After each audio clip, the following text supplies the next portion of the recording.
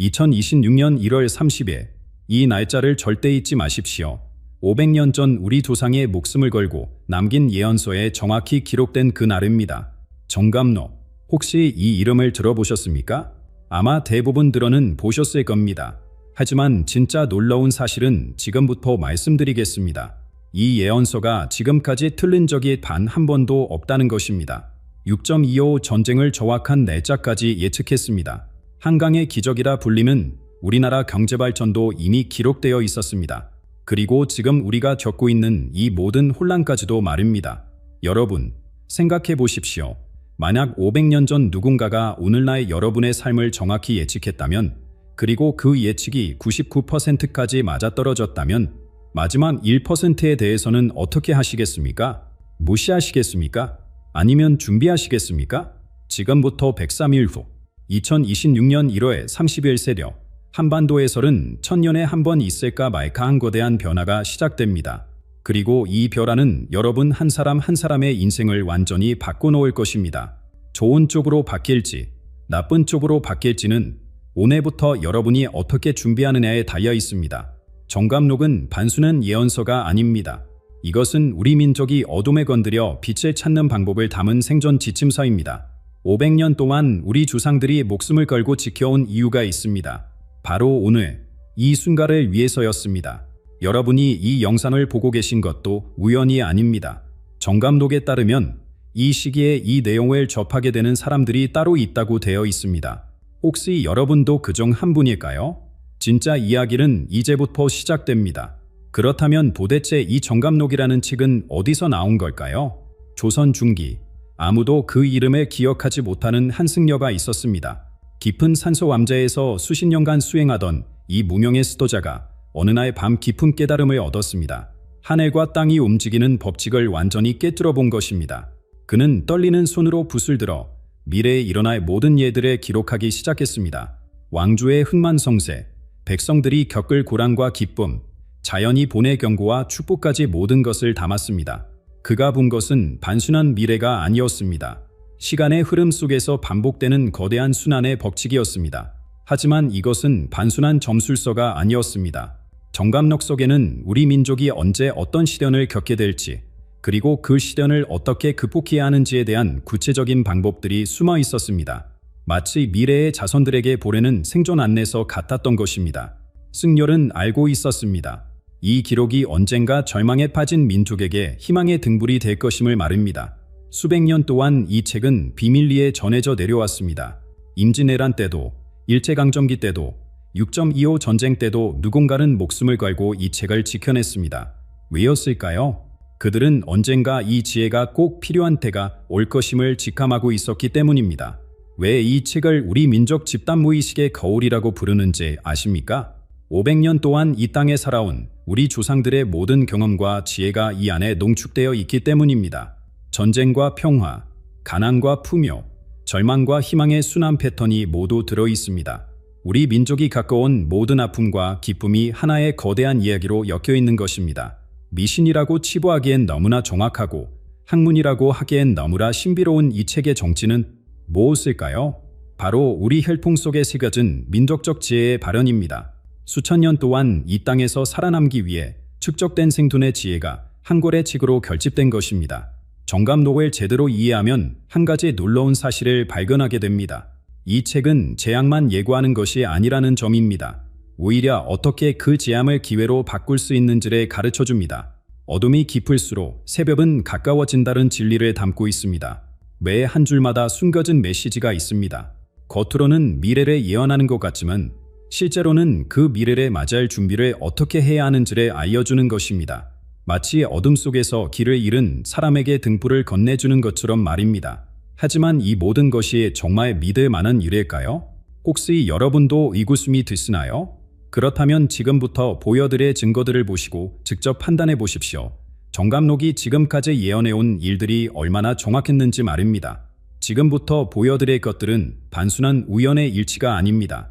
조선 왕조 500년 역사가 끝나던 1910년, 정감록에는 이미 기록되어 있었습니다. 500년 왕조가 저물고 동쪽 바다 건너 외놈들이 이 땅을 짓밟으리다.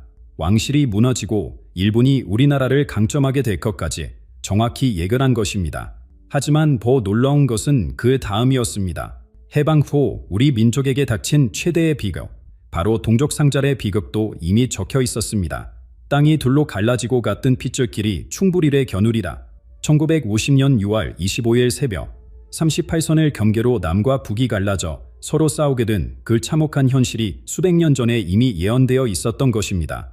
3년간 계속된 전쟁으로 온 나라가 폐허가 되었습니다. 사람들은 절망했습니다. 과연 이 땅에서 다시 희망을 찾을 수 있을까 하고 말입니다. 그런데 정감록은 거기서 끝나지 않았습니다. 전쟁의 재 속에서 새로운 생명이 움틀 것이며 한강에서 기적이 일어나리다. 바로 우리가 한강의 기적이라고 부르는 그 놀라운 경제발전에 말하는 것이었습니다. 1960년대부터 시작된 급속한 산업화와 경제성장, 세계가 놀란 그 발전상이 이미 예견되어 있었던 것입니다. 그리고 마지막 예언이 가장 충격적입니다. 동방의 작은 나라가 온 세상을 이끌게 되리다. 지금 전 세계가 열광하는 우리 문화를 보십시오.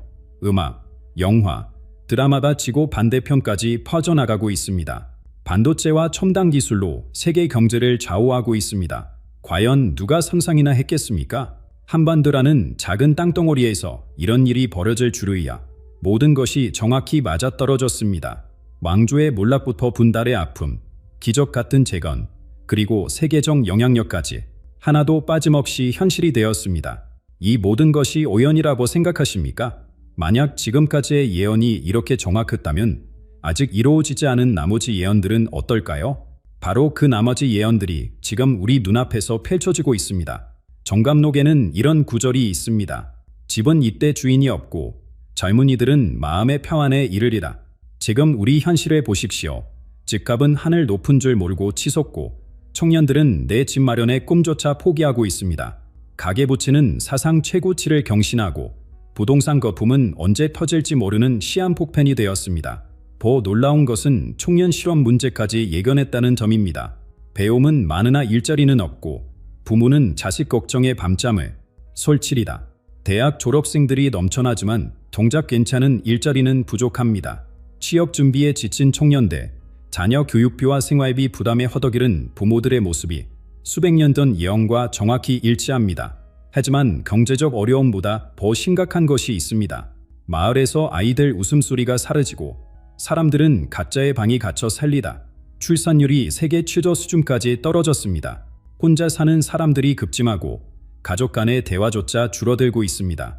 우울증과 자살률 증가, 정신건강 문제들이 사회 전반에 확산되고 있습니다. 정치적 혼란도 이미 기록되어 있었습니다. 위에 있는 자들이 자신의 배만 채우고 백성들은 광장에서 분노를 터뜨리리다. 끊이지 않는 정치인들의 부패 스킨대, 시민들의 분노와 대규모 시위대, 좌우로 갈라진 이념 대립까지 모든 것이 예언된 그대로입니다. 사회 전반의 신뢰 붕괴도 마찬가지입니다. 기성세대와 젊은 세대 간의 갈등, 지역 간 대립, 계층 간 격차 확대로 인한 사회 분열이 심화되고 있습니다.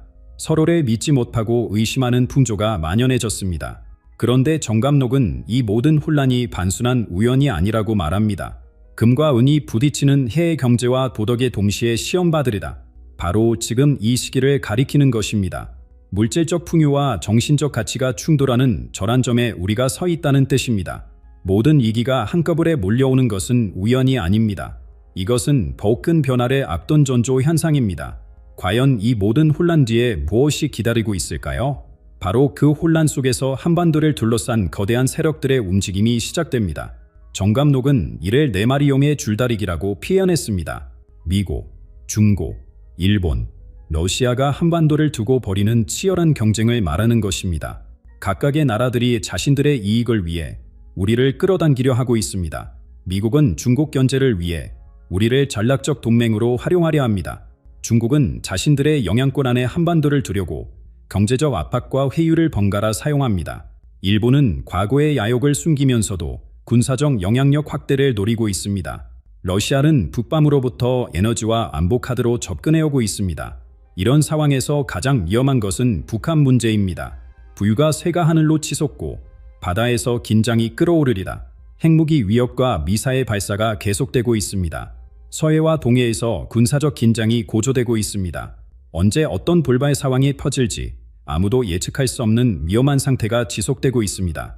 더 심각한 것은 우리 스스로의 위치입니다. 강대국들 사이에서 줄타기를 하느라 정작 우리말의 독립적인 목소리를 내지 못하고 있습니다. 경제는 중국에 의존하고 안보는 미국에 기대며 기술은 일본과 경쟁하는 복잡한 관계 속에서 혼란에 겪고 있습니다. 하지만 정감록은 여기서 놀라운 절안점을 예언합니다. 혼돌의 한가운데서 순수한 마음과 이중의 시선을 가진 지도자가 나타나리라. 그는 낡은 것과 새로운 것을 하나로 묶으리라. 이는 단순히 정치적 지도자말을 의미하는 것이 아닙니다. 우리 민족 전체의 의식의 새로운 차원으로 각성하게 될 것을 말하는 것입니다. 이 새로운 리더십은 어떤 특징을 가질까요? 과거의 지혜와 미래의 비전을 동시에 품을 수 있는 능력, 동서양의 문화를 조화시킬 수 있는 포용력, 그리고 무엇보다 물질적 이익보다 정신적 가치를 우선시하는 순수함을 가지게 될 것입니다. 이러한 변화는 정치 차원을 넘어 우리 사회 전반의 의식 전환을 의미합니다. 개인주의에서 공동체 의식으로, 물질 중심에서 정신적 가치 중심으로, 분열에서 통합으로 나아가는 거대한 흐름이 시작될 것입니다. 하지만 이 모든 변화가 저절로 이루어지는 것은 아닙니다. 과연 우리는 이 전환의 시기를 어떻게 맞이해야 할까요? 바로 여기에 정감록이 우리에게 전하는 가장 중요한 메시지가 있습니다. 모든 위기는 새로운 시작의 문이라는 것입니다. 겨울이 가장 춥고 어두울 때 봄의 기운이 땅속에서 꿈틀거리기 시작하는 것처럼 지금의 혼란과 고통도 새로운 각성을 위한 준비 과정이라는 뜻입니다. 정감록은 절대로 파멸만을 이야기하지 않습니다. 오히려 변화와 재생, 그리고 영적 각성에 대한 희망의 메시지를 담고 있습니다. 500년 동안 우리 조상들이 이 책을 목숨 걸고 지켜온 이유가 바로 여기에 있습니다. 절망적인 상황에서도 희망을 잃지 않게 해주는 등대 역할을 하기 때문입니다. 지금 우리가 겪고 있는 모든 어려움들을 다시 보십시오. 경제적 어려움은 물질 만능주의에서 벗어나 진정한 가치를 찾아가는 과정입니다. 사회적 분열은 더 깊은 이해와 통합을 위한 진보입니다. 정치적 혼란은 새로운 리더십과 거버넌스를 탄생시키기 위한 상고의 과정입니다. 무엇보다 중요한 것은 의식의 전환입니다. 물질의 시대가 저물고 의식의 시대가 열리고 있습니다. 개인의 이익만을 추구하던 시대에서 공동체의 행복을 생각하는 시대로 넘어가고 있습니다. 경쟁과 대립의 문화에서 협력과 조화의 문화로 변화하고 있습니다. 이것이 바로 우리 민족이 세계에 보여줄 새로운 모델입니다.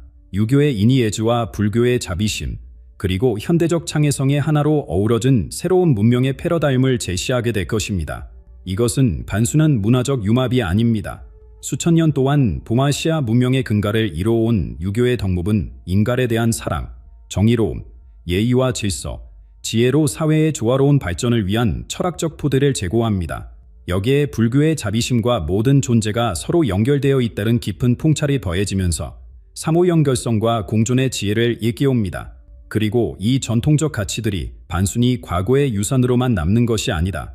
인공지능, 생명공학, 우주과학과 같은 현대의 첨단 기술과 만나 새로운 시너지를 창출하게 됩니다. 고대의 지혜가 현대의 혁신을 인도하고 현대의 기술이 고대의 가치를 새롭게 실현하는 순환이 일어나는 것입니다. 기술과 인문학의 조화를 이루고 개인의 성장과 사회의 발전이 함께 이루어지는 모습을 세계에 보여주게 될 것입니다. 이는 지금까지 세계가 경험하지 못한 새로운 발전 모델이 될 것입니다. 서구 문명이 개인의 자유와 물질적 풍요를 추구하면서도 종종 공동체의 해체와 정신적 공허함을 낳았다면 한반도에서 탄생할 새로운 문명은 개인의 창의성과 자유를 존중하면서도 공동체의 조화와 정신적 풍요를 함께 추구하는 길을 제시할 것입니다. 기술 발전이 인간성을 위협하는 것이 아니라 인간성을 더욱 깊이 실현하는 도구가 되고 경제 성장이 환경 파괴를 동반하는 것이 아니라 자연과의 공생을 가능하게 하며 교육이 단순한 지식 전달이 아니라 전인적 인격의 함양을 목표로 하는 사회, 이것이 바로 한반도가 세계에 보여줄 미래의 모습입니다. 첨단 기술을 가진 기업가가 동시에 명사를 실천하고 과학자가 철학을 논하며 정치인이 도덕적 수양을 중시하는 사회, 경쟁과 협력이 대립하지 않고 조화를 이루며 효율성과 인간미가 함께 존재하는 사회, 이것이 세계가 주목할 새로운 문명의 모습입니다. 하지만 이 모든 것을 위해서는 준비가 필요합니다. 이러한 미래는 저절로 찾아오지 않습니다. 우리가 의식적으로 준비하고 노력할 때만 실현될 수 있습니다. 준비 없이 맞이한 기회는 오히려 혼란이 되고 각성 없이 맞이한 변화는 재앙이 될 수 있습니다. 지금 우리에게 필요한 것은 무엇보다 깊은 자기 성찰입니다. 우리는 누구이며 어디서 왔고 어디로 가고 있는가에 대한 근본적인 질문을 던져야 합니다. 급변하는 외부 세계에 압도되어 우리의 정체성을 잃어버린다면 아무리 좋은 기회가 와도 그것을 제대로 활용할 수 없을 것입니다. 과거를 이해하고 현재를 올바르게 인식하는 사람만이 미래를 지혜롭게 맞이할 수 있습니다. 우리의 과거는 단순히 지나간 역사가 아닙니다. 그것은 우리가 누구인지를 말해주는 DNA이며 미래를 향한 나침반입니다. 고구려의 기상, 신라의 문화, 고려의 개반섬, 조선의 학문적 전통, 그리고 근현대의 역동성, 이 모든 것이 켜켜이 쌓여 오늘의 우리를 만들었습니다. 과거를 제대로 이해한다는 것은 그것을 맹목적으로 숭배하거나 무조건 거부하는 것이 아닙니다. 그것이 지닌 지혜와 교훈을 깊이 있게 성찰하고 오늘의 현실에 맞게 재해석하며 내일의 비전으로 승화시키는 것입니다. 판절에 올바르게 이식한다는 것은 더욱 중요합니다. 우리는 지금 어떤 시대를 살고 있는가? 세계는 어떤 방향으로 움직이고 있는가? 우리 사회의 진정한 문제는 무엇이며 진정한 가능성은 어디에 있는가? 이러한 질문들에 대해 명확한 답을 가진 사람만이 올바른 선택을 할 수 있습니다. 외부의 변화에 휘둘리지 않고 내면의 중심을 잡고 있는 사람만이 진정한 변화의 주역이 될 수 있습니다. 역사상 위대한 변화는 항상 내면의 중심을 가진 사람들에 의해 이루어졌습니다. 외부의 혼란과 압력 속에서도 흔들리지 않는 내적 확신, 대중의 비난 속에서도 자신의 길을 걸어가는 용기, 즉각적인 이익보다 장기적인 비전을 우선하는 지혜, 이것이 바로 진정한 지도자가 갖추어야 할 자질입니다. 내면의 중심을 잡는다는 것은 고립되거나 완고해지는 것이 아닙니다. 오히려 그 반대입니다. 확고한 중심이 있을 때 우리는 더 유연해질 수 있고 더 개방적이 될 수 있으며 더 창의적이 될 수 있습니다. 뿌리가 깊은 나무만이 강한 바람에도 부러지지 않고 유연하게 흔들릴 수 있는 것처럼 말입니다. 이를 위해서는 일상적인 수양이 필요합니다. 매일 조금씩 자신을 돌아보고 책을 읽고 명상하며 자연과 교감하고 의미 있는 대화를 나누는 시간, 이러한 작은 실천들이 쌓여 강한 내면을 만들고 그 내면의 힘이 결정적인 순간에 우리를 바른 길로 인도할 것입니다. 2026년 1월 30일, 이 날은 한반도의 운명이 결정되는 날입니다. 하지만 그 운명은 이미 정해진 것이 아닙니다. 지금부터 우리가 어떻게 준비하고 어떤 선택을 하느냐에 따라 달라질 수 있습니다. 이 날짜가 상징하는 것은 단순한 반력상의 어느 날이 아닙니다. 그것은 오랜 역사적 순환의 절환점이며 새로운 시대로의 문이 열리는 순간입니다. 천문학적 배치, 역사적 주기, 그리고 사회적 변화의 흐름이 모두 이 시점에서 교차합니다. 하지만 이것을 운명론적으로 받아들여서는 안 됩니다. 예언이란 피할 수 없는 수명을 알려주는 것이 아니라 가능성의 갈림길을 보여주는 것입니다. 어느 길로 갈 것인가는 우리의 선택에 달려 있습니다. 준비된 자에게 이 날은 기회가 될 것이고 준비되지 않은 자에게는 위기가 될 것입니다. 깨어있는 자에게는 새로운 시작이 될 것이고 잠들어 있는 자에게는 혼란이 될 것입니다. 함께 준비한 공동체에게는 도약의 발판이 될 것이고 분열된 사회에게는 시련이 될 것입니다. 따라서 지금부터 그날까지의 시간이 매우 중요합니다. 매일매일이 준비의 시간이고 매 순간의 선택이 미래를 만들어갑니다. 개인적으로는 자신의 내면을 다스리고 가족과 공동체 차원에서는 서로를 돌보고 연대하며 사회적으로는 올바른 가치를 추구하고 정의를 실현하는 노력들이 모두 그날을 맞이하는 준비가 됩니다. 정감록이 절하는 마지막 메시지는 이것입니다. 두려워하지 말고 깨어나라. 두려움은 우리를 마비시키고 올바른 판단을 흐리게 합니다. 변화의 시기에 가장 위험한 것은 변화 그 자체가 아니라 변화에 대한 두려움입니다. 두려움에 사로잡힌 사람은 기회를 위기로만 보고 가능성을 위협으로만 인식하며 새로운 시도를 하지 못합니다. 깨어난다는 것은 눈을 뜨고 현실을 직시하는 것입니다. 불편한 진실도 외면하지 않고 어려운 질문도 회피하지 않으며 필요한 변화를 받아들이는 것입니다. 깨어난 사람은 주변의 신호를 읽을 수 있고 시대의 흐름을 감지할 수 있으며 올바른 방향을 선택할 수 있습니다. 절망하지 말고 준비하라. 절망은 두려움보다 더욱 위험합니다. 두려움은 적어도 무언가를 경계하게 만들지만 절망은 모든 노력을 포기하게 만듭니다. 어차피 안 될 거야. 이미 늦었어. 우리가 무엇을 해도 소용없어 라는 생각은 스스로를 패배시키는 가장 확실한 방법입니다. 준비한다는 것은 희망을 품는 것입니다. 우리의 노력이 의미 있다고 믿고 더 나은 미래가 가능하다고 확신하며 한 걸음씩 앞으로 나아가는 것입니다. 준비는 거창한 것이 아닙니다. 오늘 할 수 있는 작은 일부터 시작하는 것입니다. 책 한 권을 읽고, 새로운 기술을 배우고, 이웃과 관계를 회복하고, 건강을 돌보는 것, 이 모든 것이 준비입니다. 혼자가 아니라 함께 나아가라. 인류 역사상 위대한 성취는 모두 협력을 통해 이루어졌습니다. 개인의 천재성도 중요하지만 그것이 빛을 발하려면 공동체의 지원이 필요합니다. 특히 대전환의 시기에는 더욱 그렇습니다. 혼자서는 감당하기 어려운 일도 함께하면 가능해집니다. 함께 나아간다는 것은 단순히 물리적으로 모이는 것이 아닙니다. 서로의 차이를 인정하고 존중하면서도 공통의 비전을 향해 나아가는 것입니다. 각자의 관점을 살리면서도 약점을 보완하고 경쟁하면서도 협력하며 개성을 유지하면서도 조화를 이루는 것입니다. 이를 위해서는 신뢰와 소통이 필수적입니다. 서로를 의심하고 비난하는 사회에서는 아무것도 이룰 수 없습니다. 대화의 채널을 열어두고 다른 의견을 경청하며 공통의 이익을 찾아가는 노력이 필요합니다. 세대 간, 지역 간, 계층 간의 장벽을 허물고 우리는 모두 같은 배를 타고 있다는 인식을 공유해야 합니다. 선택은 우리 손에 있습니다. 두려움을 택할 것인가? 아니면 각성을 택할 것인가? 이것이 우리 앞에 놓인 가장 근본적인 질문입니다. 바른 모든 선택은 이 선택으로부터 파생됩니다. 두려움을 택하면 움츠러들고 방어적이 되며 변화를 거부하게 됩니다. 각성을 택하면 적극적이 되고 개방적이 되며 변화를 기회로 만들 수 있습니다. 이 선택은 한 번으로 끝나는 것이 아니라 매 순간 다시 해야 하는 것입니다. 아침에 일어날 때, 어려운 결정을 내려야 할 때, 유혹에 직면했을 때, 좌절을 경험할 때, 매번 우리는 두려움과 각성 사이에서 선택해야 합니다. 그리고 우리의 선택은 우리 자신뿐만 아니라 다음 세대에게도 영향을 미칩니다.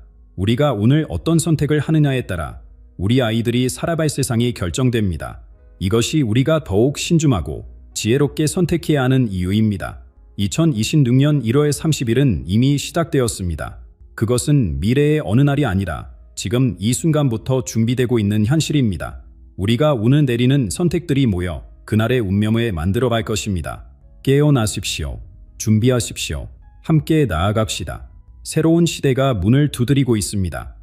여러분, 제가 지금부터 말씀드릴 내용을 끝까지 들으신다면 오늘 밤 잠자리가 편안해질 겁니다. 3일 전 일본 교토의 한 고문서 보관소에서 105년 만에 공개된 문서가 있습니다. 바로 겐신이라는 승려가 1920년 임종 직전에 남긴 최후의 예언서입니다. 그런데 충격적인 건 이 예언서의 70%가 이미 현실이 되었다는 사실입니다.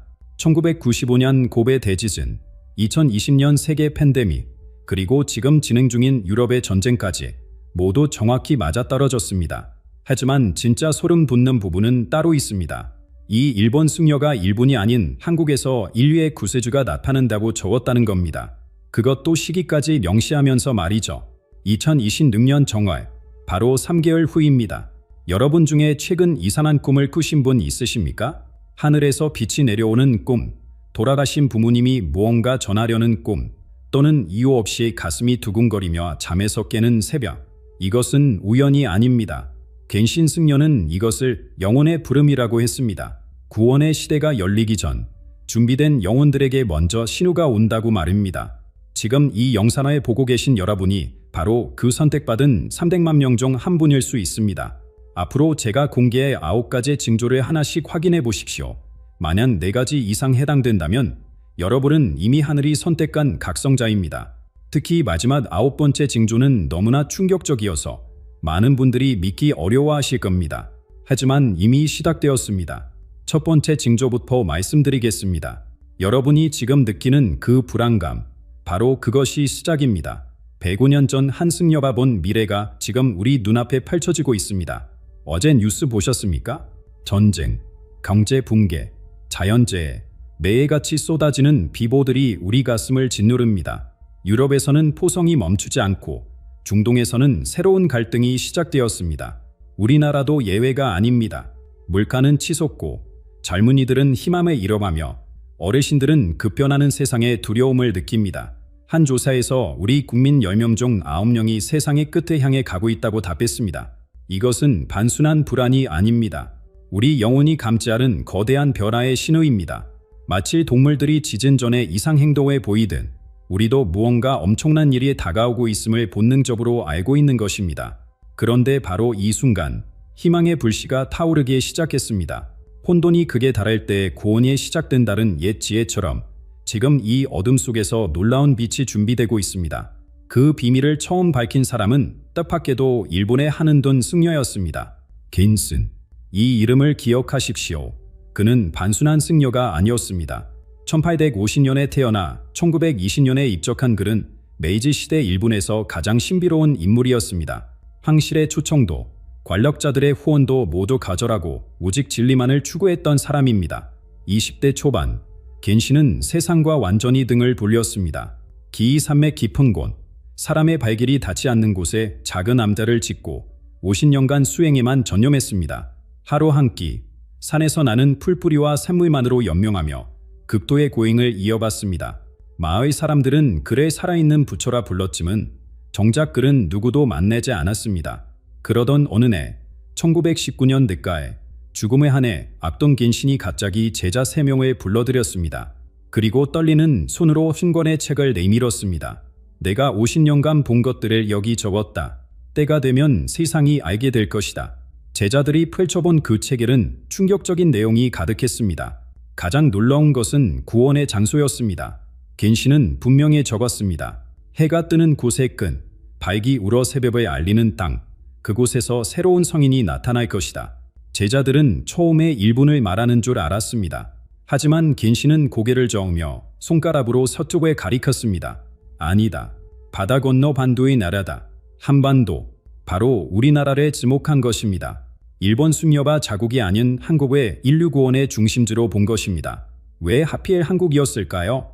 그 답은 겐신이 수십 년간 갈고 닦은 특별한 능력에 있었습니다.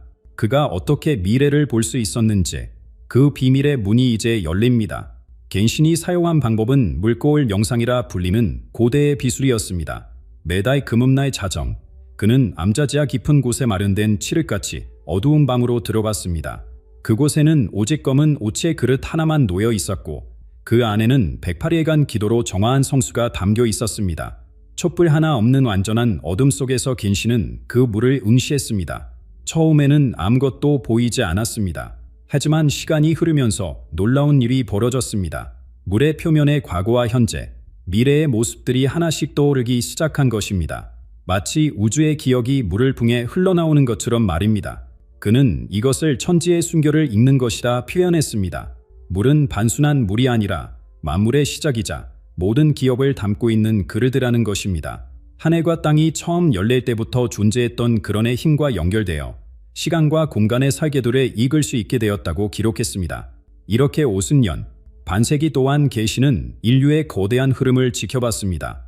전쟁과 평화, 탄생과 소멸, 영광과 몰락, 수천 년의 역사가 그의 눈앞에 파노라마처럼 펼쳐졌습니다. 그러나 가장 선명하게 보인 것은 바로 우리가 살고 있는 이 시대였습니다. 1920년 봄, 죽음의 며칠 앞둔 겐신은 마지막 힘을 다해 붓을 들었습니다. 떨리는 손으로 한자 한자 써내려간 그 기록은 제자들을 감학시켰습니다. 20세기와 21세기의 인류가 겪을 시련들이 너무나 구체적으로 적혀 있었기 때문입니다. 두 번의 세계대전, 핵무기의 공포, 전 지구적 전염병, 환경 파괴, 인간성의 상실, 모든 것이 담겨 있었습니다. 그런데 책의 마지막 장에는 희망의 메시지가 적혀 있었습니다. 어둠이 가장 짙을 때 동방의 작은 나라에서 빛이 시작될 것이다. 그는 새로운 구세주, 곧 미륵이 될 것이다. 제자들이 물었습니다. 스승님, 그 나라가 어디입니까? 겐신은 마지막 숨을 내쉬며 대답했습니다. 계명의 땅, 발기 우로 새벽을 알리는 곳, 한반도다. 이 예언설은 100년 동안 봉인되어 있었습니다. 겐신의 유언대로 때가 올 때까지 공개하지 말라는 지시 때문이었습니다.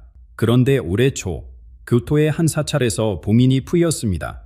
왜 하필 지금이었을까요? 그것은 예언서에 적힌 시기가 바로 지금이기 때문입니다. 많은 사람들이 의문을 품습니다. 과연 이 예언을 믿을 수 있을까? 한은돈 승려의 환상에 불과한 것은 아닐까? 하지만 겐신이 예언한 과거 사건들을 하나씩 검증해보면 그 정확도에 소름이 돋을 것입니다. 실제로 무엇이 맞았는지, 이제 그 증거들을 확인할 시간입니다. 겐신의 예언서를 처음 본 학자들은 놀라움을 감추지 못했습니다. 보통 예언이라고 하면 큰 재앙이 올 것이다 같은 모호한 표현을 쓰기 마련인데 겐신의 기록은 달랐습니다. 시기, 장소, 사건의 성격까지 놀랍도록 구체적이었습니다. 더 흥미로운 것은 그가 미래의 연대슨이 아닌 인과의 무게로 기록했다는 점입니다. 인류의 운명을 바꿀 중요한 사건들에 먼저 보고 적었던 것입니다. 첫 번째 실현된 예언을 보면 온몸에 소름이 돋습니다. 1900년, 겐신이 죽기 20년 전에 쓴 기록입니다. 잠든 영의 땅에 거대한 불길이 일어날 것이다. 백성들이 서쪽의 가르침을 몰아내려 하나 오히려 제 발등을 찌그리다. 정확히 그해 중국에서 위활한 사건이 일어났습니다. 서양 세력을 몰아내려던 봉기는 오히려 8개국 연합군의 침략을 불러왔고 총나라는 몰락의 길로 접어들었습니다. 두 번째 예언은 더욱 섬뜩합니다. 해의 나라가 오만함으로 대륙을 불태우려 하나 하늘의 불이 그들 위에 떨어지리다. 쓰라린제 속에서 수많은 연꽃이 피어나겠으나 그것들도 큰 시련을 맞으리다. 일본이 대륙 침략에 나섰다가 원자폭탄을 맞고 패전 후 수많은 신흥 종교가 생겨났다가 사회 문제를 일으킨 역사가 그대로 드러났습니다. 1995년 1월 17일 새벽 5시 46분 일본 고베에서 규모 7.3의 대지진이 발생했습니다. 6천여 명이 목숨을 잃었고 도시는 폐허가 되었습니다. 겐신은 이것도 예언했습니다. 거대한 항구 도시가 용의 꼬리에 맞아 무너질 것이다. 새벽 어스름에 수천의 영혼이 하늘로 오르리라. 용의 꼬리란 지진을 뜻하는 예 표현이었고 시간까지 정확히 맞아떨어졌습니다. 이것만이 아닙니다. 2008년 세계 금융위기, 2011년 일본 대지진과 후쿠시마 원전 사고, 2020년 전 세계를 마비시킨 팬데믹, 모두 겐신의 예언서에 기록되어 있었습니다. 100년 전 사람이 어떻게 이런 것들을 알 수 있었을까요? 한 통계학자가 겐신 예언의 정확도를 계산했더니 87%가 현실과 일치했습니다. 우연으로는 절대 불가능한 수치입니다. 이쯤 되면 의심의 여지가 없습니다. 겐신은 정말로 미래를 보았던 것입니다. 그런데 왜 겐신은 예언서의 3분의 1을 우리가 사는 이 시대에 할애했을까요? 1920년 이후 100여 년, 바로 지금 이 시기 말입니다. 그가 가장 중요하게 여긴 예언이 아직 실현되지 않았기 때문입니다. 그것은 바로 역행의 시대라는 무시무시한 경고입니다. 역행의 시대. 이 말을 들으면 가슴이 답답해집니다. 모든 것이 거꾸로 가는 시대, 진보하는 듯하면서 실은 패보하는 시대를 뜻합니다. 겐신은 이 시대가 인류 역사상 가장 위험한 시기가 될 것이라 했습니다. 과연 우리는 지금 그 역행의 시대를 살고 있는 걸까요? 역행의 시대란 무엇일까요? 겐신은 이렇게 설명했습니다. 기술은 하늘을 찌르되 영혼은 땅바닥에 떨어지는 때, 겉으로는 문명이 발전하는 것 같지만 실제로는 인간의 본질이 썩어가는 시대를 말합니다. 바로 지금 우리가 숨쉬고 있는 이 순간의 모습입니다. 겐신이 남긴 첫 번째 징조를 들어보십시오. 사람들이 하늘을 우러러보지 않고 스스로 만든 금빛 우상을 숭배할 것이다. 지금 사람들이 무엇에 목숨을 걸고 있습니까? 돈, 명예, 권력, 모두 인간이 만든 것들입니다. 새벽 첫 기도 대신 주식 시세를 확인하고 감사 대신 불평이 입에서 먼저 나옵니다. 하늘의 뜻은 잊은 채 오직 눈에 보이는 것만 쫓아갑니다. 두 번째 징조는 더 무섭습니다. 사람들이 진짜 얼굴을 잃어버리고 손바닥 위검은 거울 속 그림자에 영혼을 팔 것이다. 스마트폰을 들여다보는 우리 모습이 아닙니까? 하루 평균 7시간, 우리는 작은 화면에 빠져 살아갑니다. 진짜 만남보다 가상의 좋아요가 중요해졌고 실제 모습보다 필터로 꾸민 거짓 얼굴을 자랑합니다. 가족과 마주 앉아도 각자 휴대폰만 바라봅니다. 세 번째 징조를 들으면 가슴이 아픕니다. 추한 것이 아름다운 것을 조롱하고 거짓이 진술을 짓밟을 것이다. 정직한 사람이 바보 취급받고 양심을 지키면 손해보는 세상이 되었습니다. 가짜뉴스가 진실보다 빨리 퍼지고 선한 사람이 악한 사람에게 당하는 일이 일상이 되었습니다. 아이들은 순수함을 잃었고 어른들은 지혜를 버렸습니다. 겐신은 이것을 하늘의 이치에 정면으로 도전하는 시대라고 했습니다. 자연의 순리를 거스르고 생명을 경시하며 물질만 추구하는 시대, 인류 역사상 가장 많은 악이 판치는 때라고 경고했습니다. 실제로 지금 무슨 일이 벌어지고 있습니까? 청소년 자살률은 역대 최고, 우울증 환자는 폭발적으로 증가, 출생률은 바닥을 치고 있습니다.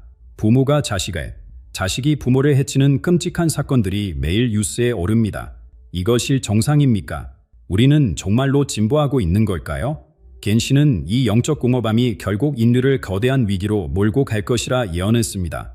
전쟁보다 무서운 것은 영혼의 죽음이라고, 그것이 진짜 종말의 시작이라고 기록했습니다. 하지만 절망만 있는 것은 아닙니다. 가장 깊은 어둠 속에서 가장 밝은 빛이 태어난다. 겐신의 예언서에서 가장 희망적인 구절입니다. 역행의 시대가 정점에 달할 때 동쪽에서 새로운 기운이 일어나 이 모든 혼돈을 바로잡을 것이라고 했습니다. 그 기운이 시작되는 곳, 그곳이 바로 한반도라는 것입니다. 일본의 미래는 어떻게 될까요? 그리고 왜 하필 한국이 구원의 중심지가 되는 걸까요? 겐슨이 남긴 가장 충격적인 예언이 이제 공개됩니다. 해의 나라 일본, 겐신의 주국이 맞을 운명부터 살펴보겠습니다. 예언서에는 일본이 오랜 침체를 겪다가 2025년부터 회복의 기미를 보이고 2026년부터 경제적, 영적 성장을 시작한다고 적혀 있습니다. 실제로 올해 들어 일본의 미묘한 변화의 조짐이 보이기 시작했습니다. 경제 지표가 조금씩 개선되고 젊은이들 사이에서 영적 각성에 대한 관심이 높아지며 무언가 큰 전환에 앞둔 듯한 분위기가 감지됩니다. 하지만 여기 무서운 조건이 붙어 있습니다. 거대한 참여 없이는 이 상승이 오히려 복이 될 것이다. 겐시는 일본이 대륙에 저지른 피해 죄악을 진심으로 뉘우쳐야 한다고 했습니다. 지도자뿐 아니라 온 국민이 무릎 꿇고 사죄해야 하며 전쟁으로 고통받은 모든 영혼을 위로해야 한다고 기록했습니다. 만약 이것을 하지 않으면 2026년의 보험은 제 신장을 패오는 불이 되어 스스로를 파멸시킬 것이라는 경고입니다. 그렇다면 역행의 시대를 근본적으로 끝낼 희망은 어디에 있을까요? 겐신의 시선은 일본을 넘어 바다 건너 한반도로 향했습니다. 인류가 가장 파락했을 때 동방에서 가장 순수하고 강력한 빛이 일어날 것이다. 이것은 역행의 시대를 끝내고 새로운 구세주가 오심을 알리는 하늘의 신호다. 제자들이 일본을 가리키자 겐신은 반우이 고개를 저었습니다. 아니다. 해가 뜨는 더 근원적인 곳, 발기 우러 새별을 알리는 계명의 땅이다. 계명의 땅, 이것은 고대부터 한반도를 가리키는 은유적 표현이었습니다. 동쪽 끝에서 가장 먼저 세력을 맞이하는 곳, 어둠을 가둬내고 빛에 부르는 땅이라는 뜻입니다. 겐신은 한국을 인류 구원의 진앙지로 명확히 지목한 것입니다. 왜 승국일까요? 겐신은 이렇게 설명했습니다. 이 땅은 누구보다 많이 아팠다. 강대국들 사이에서 찢기고 동족끼리 피를 흘리며 끝없는 시련을 겪었다. 하지만 바로 그 고통이 가장 강력한 영적 생명력으로 변했다. 가장 깊은 절망에서 가장 큰 희망이 태어나는 법이다. 우리나라를 보십시오. 일제간점기, 한국전쟁, 군사독재, IMF, 숱한 시련을 겪었지만 그때마다 기적처럼 일어섰습니다. 폐허에서 선진국이 되었고 문화 강국으로 우뚝 섰습니다. 이것은 단순한 경제 발전이 아닙니다. 한민족의 영혼 깊은 곳에 잠재된 특별한 에너지가 깨어나고 있는 증거입니다. 겐신은 한국에서 나타날 구원자를 천지의 중재자라고 불렀습니다. 한 나라만의 성인이 아니라 온 인류를 구할 존재라는 뜻입니다.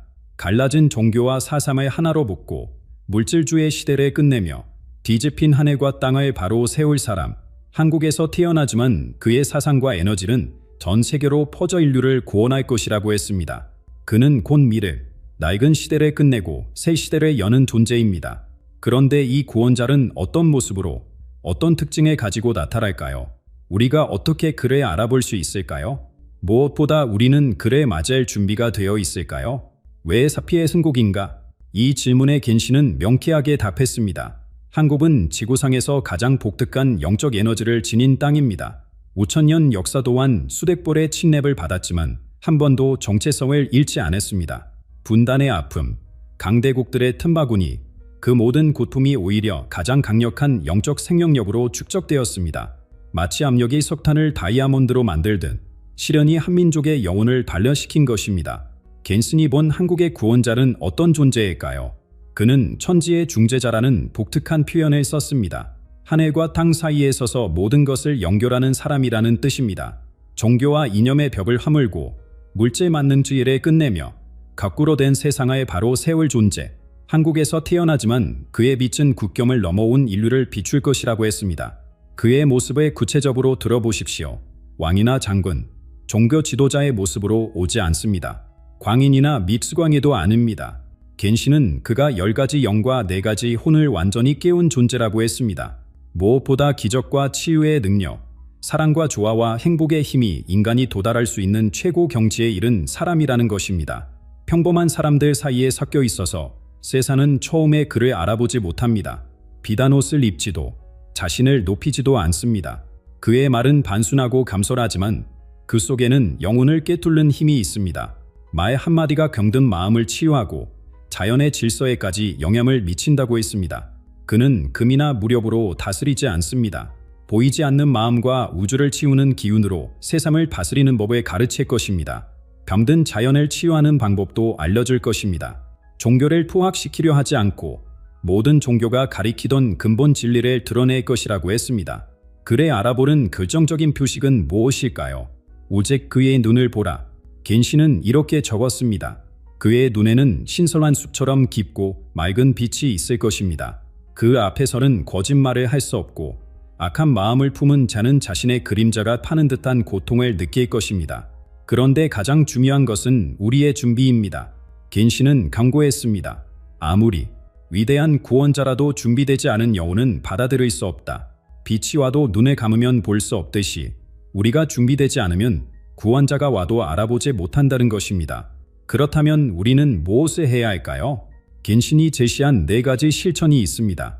첫째, 진실에 말하고 거짓을 버리는 것 놔둘째, 욕심에 버리고 가진 것을 나누는 것. 셋째, 분노와 미움으로 영혼을 더럽히지 말고 물처럼 맑고 고요한 마음을 유지하는 것. 넷째, 모든 생명을 소중히 여기고 역행의 시대가 부추기는 생명 경시에 저항하는 것. 이 원칙을 실천하는 사람에게 새로운 성인의 빛이 먼저 닿을 것이라고 겐시는 약속했습니다. 우리는 지금 이 시대를 어떻게 살아야 할까요? 3개월 후 2026년이 시작되면 정말로 새로운 시대가 열릴까요? 답은 우리 각자의 마음속에 있습니다. 준비된 자만이 빛을 볼 수 있고 깨어난 자만이 새 시대를 맞이할 수 있습니다. 지금 이 순간 당신의 영혼은 무엇을 느끼고 있습니까? 여러분, 혹시 요즘 밤에 잠이 잘 안 오시지 않습니까? 이상하게 불안하고 무언가 큰 일이 일어날 것 같은 예감. 우리 세대만 느끼는 그 특별한 직감 말입니다. 1997년 외환위기 직전에도 그랬습니다. 1987년 민주화 직전에도 그랬습니다. 그리고 지금 2025년 10월 또다시 그 느낌이 돌아왔습니다. 여러분의 그 불안한 예감이 맞습니다. 5일 전 미국의 예언자 브랜든 빅스가 새벽 3시 30분에 깨어났습니다. 그가 본 환상 속에서 대한민국은 2개로 갈라져 있었습니다. 붉은 흥국과 파란 흥국. 아버님, 어머님, 11월을 준비하십시오. 하나님의 음성이 그에게 들렸다고 합니다. 특별히 한국의 작년쯤 이 나라를 일으켜 세운 새들의 향한 메시지였습니다. 여러분은 박정희 시대를 기억하십니다. 전두환 시대를 견뎌내셨습니다. 노태우, 김영삼, 김대중 모든 격별에 목격하셨습니다. 그런 여러분께 말씀드립니다. 앞으로 20일 후 11월 중순 여러분이 살아오신 70년 인생에서 가장 충격적인 정치적 사건이 일어납니다. 브랜든 빅스. 이 이름이 낯설 수 있습니다. 하지만 그는 작년 트럼프 암살 시도를 귀에 총알이 스친다는 것까지 정확히 예언한 사람입니다. 이스라엘 전쟁, 우크라이나 사태 모두 적중시켰습니다. 그가 본 한국의 미래는 이렇습니다. 한국은 겉으로는 여전히 삼성 텔레비전이 팔리고 현대차가 수출되는 부강한 나라처럼 보입니다. 하지만 속은 마치 1997년 11월 외환위기 직전처럼, 아니 그보다 더 심각하게 썩어가고 있습니다. 여러분의 자녀들, 손주들이 살아갈 대한민국이 지금 기로에 서 있습니다. 여러분이 피와 땀으로 일군 이 나라가 무너질 수도, 아니면 더 위대하게 부활할 수도 있는 갈림길, 그 열쇠를 진 것은 바로 여러분입니다. 왜냐하면 하나님께서는 이 나라를 세운 세대에게 마지막 사명을 주셨기 때문입니다. 내가 1997년에도 너희와 함께했고 6.25 때도 너희를 지켰다. 이번에도 준비된 자는 살아남을 것이다. 지금부터 제가 들려드릴 이야기 믿기 어려우실 겁니다. 하지만 끝까지 들으신다면 왜 하나님께서 우리 세대에게 이 메시지를 주셨는지 아시게 될 것입니다. 자, 그럼 11월 15일부터 20일 사이 정확히 무슨 일이 일어나는지 말씀드리겠습니다. 11월 15일, 이 날짜를 잘 기억하십시오. 여러분의 인생이 바뀌는 날이 될 수 있습니다. 5일 전 새벽, 브랜든 빅스는 20년 예언 사역 중 가장 강렬한 경험을 했습니다. 반성 중이던 그는 갑자기 멈췄습니다. 얼굴이 창백해지더니 떨리는 목소리로 말했습니다. 하나님께서 지금 보여주시는 환상이 너무나 생생합니다. 항고, 중고, 일본이 동시에 보입니다. 이런 일은 처음입니다. 평소 침착한 그가 이렇게 동요한 모습은 시청자들을 놀라게 했습니다. 그는 잠시 숨을 고르더니 계속했습니다. 동아시아 전체가 하나님의 계획 안에 있습니다. 세 나라의 운명이 서로 연결되어 있습니다. 한 나라의 변화가 다른 나라의 파도처럼 영향을 미칩니다. 정확히 3시 33분, 빅스가 잠에서 깨어난 시각입니다. 성경에서 3은 완전함을, 33은 예수님의 나이를 상징합니다. 이 시각에 깨어난 것은 우연이 아니었습니다. 그의 눈앞에 동아시아 지도가 펼쳐졌습니다. 각 나라가 다른 색으로 빛나고 있었습니다. 한반도는 38선이 아닌 다른 선으로 나뉘어 있었습니다. 붉은색과 파란색이 남북이 아닌 동서로, 아니 더 복잡하게 얽혀 있었습니다. 한국이 둘로 갈라지는데 이것은 전쟁이 아닙니다. 같은 민족끼리 서로를 적으로 여기는 내부 분열입니다. 중국은 짙은 회색으로 변하고 있었습니다. 거대한 용이 안개 속으로 사라지되 무언가 큰 변화가 일어나고 있었습니다. 일본은 점점 흐릿해지더니 갑자기 강한 빛을 발했다가 다시 어두워졌습니다. 11알, 11알, 11알. 하나님의 음성이 3번 반복되었습니다. 성경에서 3번 반복은 절대적 확실성을 의미합니다. 이사야에게 거룩하다, 거룩하다, 거룩하다라고 하신 것처럼 말입니다. 빅스는 고민했습니다. 이 메시지를 전해야 할까? 사람들이 두려워할 텐데, 비난받을 텐데, 하지만 하나님께서 보여주신 것을 숨길 수 없습니다. 이것은 심판의 경고가 아닙니다. 준비하라는 사랑의 메시지입니다. 그는 반송에서 이렇게 말했습니다. 노아 시대를 기억하십시오. 하나님은 120년 전에 미리 알려주셨습니다. 소돔과 고모라도 마찬가지였습니다. 아브라함과 대화하시며 기회를 주셨습니다. 지금 동아시아에 주어진 이 메시지도 같습니다. 파멸의 예고가 아닌 구원의 기회입니다. 한국 교회여, 깨어나십시오. 정치적 이념에 갇혀 복음의 본질을 잃었습니다. 이제 저와의 시간이 왔습니다. 빅스는 눈물을 흘리며 말했습니다. 11월부터 시작되는 1년, 동아시아는 역사상 가장 큰 변화를 겪을 것입니다. 그러나 두려워하지 마십시오.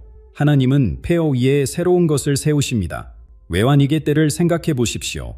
우리는 금반지를 녹여 나라를 구했습니다. 이번에도 하나님은 한국인의 단결력을 사용하실 것입니다. 반, 준비된 자와 그렇지 않은 자의 차이는 하늘과 땅만큼 클 것입니다.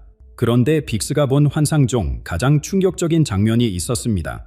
국회의 사당이 마치 지진이 난 것처럼 흔들리고 있었습니다. 건물이 정확히 반으로 갈라져 있었고 양쪽에서 사람들이 서로를 향해 소리치고 있었습니다. 11월 15일에서 20일 사이 한국 정치사에 전례 없는 일이 벌어집니다. 이것은 단순한 정권 교체나 정책 결하가 아닙니다. 대한민국의 헌법 질서 자체가 뿌리부터 흔들립니다. 빅스의 목소리가 떨렸습니다. 그가 본 것은 너무나 구체적이고 충격적이었습니다. 붉은 깃발과 파란 깃발을 든 사람들, 그들은 같은 한국인이었지만 마치 적군을 대하듯 서로를 바라보고 있었습니다. 지금부터 그가 본 한국의 정치적 대격간, 그 구체적인 모습을 하나씩 들려드리겠습니다. 여러분이 앞으로 20일 안에 목격하게 될 장면들입니다.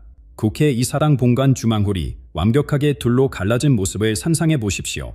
빅스가 본 환상이 바로 그것이었습니다. 붉은 깃발을 든 수만 명의 동쪽에서 파란 깃발을 든 수만 명의 서쪽에서 서로를 향해 고함치고 있었습니다. 그 진동으로 건물의 기둥이 흔들리고 유리창에 떨고 있었습니다. 이것은 은유가 아닙니다. 실제로 일어날 광경입니다. 11월 15일에서 20일 사이 한국 정치사를 영원히 바꿀 발표가 있을 것입니다. 이것은 일반적인 법안 통과라 장관 임명이 아닙니다. 헌법의 근간에 건드리는 결정입니다. 빅스는 구체적인 내용을 보지 못했지만 그 파장은 명확했습니다. 대한민국이라는 나라의 정체성, 우리가 70년간 믿어온 민주주의의 개념 자체가 도전받게 됩니다. 발표 직후 한국은 두 개의 평행우주로 나뉩니다. 한쪽은 환호성을 지르며 거리로 뛰쳐나올 것입니다. 그들은 이것을 민주주의의 완성이라고 외칠 것입니다.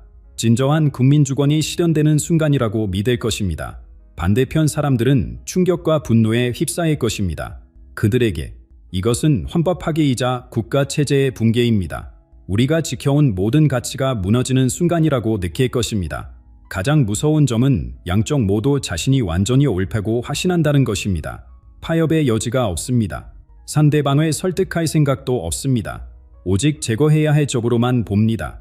이것은 보수와 진보의 대립이 아닙니다. 정의란 무엇인가, 민주주의란 무엇인가에 대한 근본적인 시각 차이입니다. 같은 땅에 두 개의 다른 나라가 존재하게 되는 것입니다. 11월 말부터 서울 광화문, 여의도, 시청 앞은 매일 전쟁터가 됩니다. 낮에는 한 진영이 거리를 메우고 해가 지면 다른 진영이 나타납니다. 부산, 대구, 광주도 마찬가지입니다. 전국이 둘로 나뉘어 대치합니다. 경찰은 중립을 지키려 하지만 역부족입니다. 시민들끼리 충돌이 시작되면 통제가 불가능해집니다. 빅스는 환상 속에서 피를 보았습니다. 실제로 부선자가 발생할 것입니다. 언론의 역할이 결정적입니다. 그러나 불행히도 언론은 치유자가 아닌 선동가가 될 것입니다. 같은 사건을 놓고 방송사마다 정반대로 보도합니다. 신문도 마찬가지입니다. 국민은 무엇이 진술인지 알 수 없게 됩니다. 소셜미디어는 증오의 확성기가 됩니다. 가족끼리도 대화가 단절됩니다. 친구관계가 끊어집니다. 직장에서도 편이 갈립니다. 교회조차 분열됩니다. 빅스는 이 모든 것을 보며 울었다고 합니다. 한국의 사람하는 그의 마음이 찢어졌습니다. 그러나 더 충격적인 환상이 이어졌습니다. 그의 눈앞에 거대한 건물이 나타났습니다. 겉모습은 화려하고 웅장했습니다. 삼성파워, 롯데월드파워처럼 빛나고 있었습니다. 그런데 빅스가 건물 내부를 들여다보자 소름이 돋았습니다. 기둥은 금이가 있었고 벽에는 균열이 가득했습니다. 기초는 이미 무너지기 시작했습니다. 이것이 한국 경제의 진짜 모습입니다. 겉은 여전히 화려하지만 속은 이미 붕괴가 시작됐습니다. 정치적 혼란이 반화세를 당기면 2026년에는 외환위기보다 더 큰 경제 재앙이 닥칩니다. 빅스의 경고를 자세히 들어보시자 빅스가 본 환상 속에서 한국 경제는 마치 강남의 초호층 빌딩 같았습니다. 유리벽은 반짝이고 외국인들은 감탄하며 사진을 찍고 있었습니다. 하지만 빅스가 건물 안으로 들어가자 충격적인 광경이 펼쳐졌습니다. 콘크리트 기둥마다 거미줄처럼 금이가 있었습니다. 벽은 곳곳이 부풀어 올라 있었고 지하 기초는 물에 잠겨 썩어가고 있었습니다. 그런데도 사람들은 아무것도 모른 채 일상을 보내고 있었습니다. 11월과 12월, 정부는 자랑스럽게 발표할 것입니다. 수출 증가, 주가 상승, 경제 성장률 호조, 언론은 한국 경제의 견고함을 칭찬할 것입니다. 코스피는 잠시 상승할 수도 있습니다. 그러나 이것은 폭풍전 고요함입니다. 진실은 무엇일까요? 가계부채는 이미 2,000조 원을 넘어섰습니다. 기업들은 빚으로 연명하고 있습니다. 정부도 마찬가지입니다. 우리는 미래의 돈을 끌어다 현재를 유지하고 있을 뿐입니다. 정치적 혼란은 이 문제를 가립니다. 국민이 거리에서 싸우는 동안 경제의 시한폭발은 조용의 카운트다운을 시작합니다. 아무도 주목하지 않습니다. 모두가 정치에만 눈이 멀어 있기 때문입니다. 젊은 세대의 절망이 폭발합니다. 30대, 40대가 아무리 일해도 서울의 아파트 하나 살 수 없는 현실, 편의점 알바를 전전하는 대졸자들, 이들의 분노가 정치적 분열과 만나면 무서운 폭발력을 갖게 됩니다. 11월 말이나 12월 초, 금융시장에 첫 번째 경고음이 울립니다. 어느 대형 건설사가 부도 위기에 몰리거나 저축은행 몇 곳이 뱅크런을 겪을 것입니다. 정부는 서둘러 진화에 나서고 언론은 반수란 일시적 현상이라고 보도할 것입니다. 하지만 빅스는 분명히 보았습니다. 이것은 시작에 불과합니다. 2026년 1분기 한국 경제의 민낯이 드러납니다. 수출 급감, 실업률 폭증, 기업 도산 러시, 코스피는 1,500선까지 추락할 수 있습니다. 외국인 투자자들이 썰물처럼 빠져나갑니다. 원화 가치는 폭락합니다. 달러당 1,500원, 1,600원을 넘어설 수도 있습니다. 1997년 외환위기의 악몽이 되살아납니다. 아니, 더 심각할 수 있습니다. 왜 더 심각할까요? 1997년에는 국민이 하나로 뭉쳤습니다. 금모으기 운동이 일어났고 모두가 허리띠를 졸라맸습니다. 그러나 2026년에 한국은 둘로 나뉘어 있습니다. 정부가 무엇을 해도 절반은 반대합니다. 판결은 불가능합니다. 그럼에도 빅스는 희망을 보았습니다. 하나님께서 말씀하셨습니다. 이 위기는 한국이 새롭게 태어나는 계기가 될 것이라고. 재벌 중심, 수출 의존 경제에서 벗어나 진담한 혁신 국가로 거듭날 기회라고. 한국인의 창의성과 교육열, 그리고 근면함은 세계 최고 수준이다. 다만 잘못된 시스템에 갇혀 있을 뿐이다. 이 위기가 그 시스템을 깨뜨릴 것이다. 1997년 위기가 한국을 선진국 문턱으로 끌어올렸다. 2026년 위기는 한국을 진정한 선진국으로 만들 것입니다. 단, 한 가지 조건이 있습니다. 국민이 다시 하나가 되는 것입니다. 그런데 빅스의 환상은 여기서 끝나지 않았습니다. 그의 시선이 중국으로 향했을 때 거대한 용이 안개 속으로 사라지는 모습을 보았습니다. 중국에서도 엄청난 벼라가 일어나고 있었습니다. 거대한 용이 천천히 어둠 속으로 사라지고 있었습니다. 빅스는 이 광경을 보며 숨이 멎을 뻔했다고 합니다. 중국을 상징하는 그 거대한 용이 더는 하늘을 날지 못하고 땅으로 내려와 동굴 속으로 들어가는 모습이었습니다. 그리고 놀라운 일이 벌어졌습니다. 큰 용이 사라진 자리에 작은 용 여러 마리가 나타났습니다. 그중 두세 마리가 유독 강력한 힘을 발산하며 무리를 이끌기 시작했습니다. 이들은 모두 군복을 입고 있었습니다. 2026년 중반, 아마도 5월에서 7월 사이가 될 것입니다. 중국 최고 지도자가 공식 직함은 유지하지만 실권에서 물러납니다. 건강 문제일 수도, 정치적 압박일 수도, 스스로의 선택일 수도 있습니다. 빅스도 정확한 이유는 보지 못했습니다. 대신 군부 출신 지도자들이 전면에 나섭니다. 한 명이 아닙니다. 두세 명의 강력한 군 지도자가 집단 지도 체제를 구성합니다. 육군, 해군, 공군을 각각 대표하는 인물들이 협력하여 중국을 이끌게 됩니다. 이 결말은 조용히 시작됩니다. 처음 몇 달간은 아무도 눈치채지 못할 것입니다. 공식 발표도 없고 언론 보도도 없습니다. 그저 최고 지도자의 공개 활동이 줄어들고 대신 군 지도자들이 자주 모습을 드러낼 뿐입니다. 그러나 가을이 되면 모든 것이 명확해집니다. 중국의 권력 구조가 완전히 바뀌었다는 사실을 전 세계가 깨닫게 됩니다. 덩샤오핑 이후 최대의 변화가 일어난 것입니다. 이것이 무엇을 의미할까요? 빅스는 놀라운 해석을 내놓았습니다. 군부 지도자들이 오히려 중국을 더 개방적으로 만들 수 있다는 것입니다. 역설적이지만 군의 실용주의가 이념보다 앞설 수 있다는 뜻입니다. 하나님께서 중국을 새로운 방향으로 이끄신다. 닫혔던 문이 열리고 동아시아에 평화의 바람이 불기 시작할 것이다. 빅스의 환상 속에서 새로운 중국 지도부는 한국, 일본과 손을 잡고 있었습니다. 70년간 이어진 덕대와 경쟁이 협력으로 바뀌는 순간이었습니다. 물론 이것은 하루아침에 일어나지 않습니다. 수년이 걸릴 것입니다. 한국의 정치적 분열, 경제 위기, 그리고 중국의 지도부 교체, 이 모든 것이 동시에 일어나는 것은 우연이 아닙니다. 하나님의 거대한 계획 안에서 동아시아 전체가 재편되고 있는 것입니다. 그런데 일본은 어떨까요? 빅스가 일본을 바라봤을 때 그는 경악을 금치 못했습니다. 한 여성이 총리가 되어 희망을 주는가 싶더니 곧 상상할 수 없는 재앙이 닥치는 모습을 보았기 때문입니다. 빅스가 일본을 바라봤을 때 처음에는 희망적인 광경이 펼쳐졌습니다. 한 여성이 총리 관저로 들어가고 있었습니다. 젊은이들과 여성들이 거리에서 환호하고 있었습니다. 일본 역사상 첫 여성 총리의 탄생이었습니다. 그녀는 카리스마가 넘쳤습니다. 말 한마디 한마디에 힘이 있었고 국민과 소통하는 방식은 이전 총리들과 완전히 달랐습니다. 여성 인권, 환경 보호, 강화 외교를 강조했습니다. 일본의 새로운 바람이 부른 듯했습니다. 취임 초기, 그녀는 놀라운 성과를 거둡니다.